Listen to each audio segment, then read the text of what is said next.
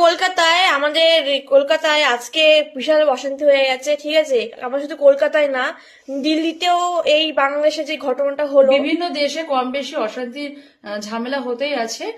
আর বাংলাদেশে যে ঘটনাটা হয়েছে, আমাদের কলকাতা প্রত্যেকটা মানুষরা রাগ হয়েছে, তারা একদম প্রতিবাদ করতে নেমেছিল।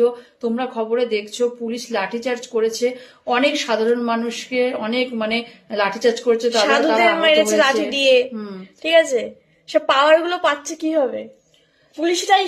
পুলিশের জন্য বেশি হচ্ছে পুলিশের জন্য হবেই তো, পুলিশকে যে আশকারা দিয়েছে তাকে হাঁটাতে হবে, ঠিক আছে? এমনি হেঁটে যাবে এইবারে। সে আছে বলে আজকে দেশের এই অবস্থা।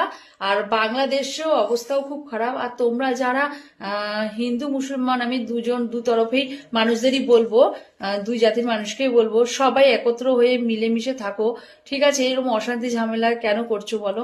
নেতা মন্ত্রীরা ভালো থাকলে অশান্তি হয় না, তো নেতা মন্ত্রীরা যা পারে করুক না, আমরা সাধারণ জনগণ আমাদের মধ্যে মিলমিশটা আমরা রাখি না? এসব একসঙ্গে মিলেমিশে থাকি, কেন আমরা এই অশান্তি ঝামেলা করব বলো? মন্ত্রীদের জন্য কেন আমরা দেশের নাগরিক হিসাবে আমরা এত ঝামেলা অশান্তির মধ্যে যাব?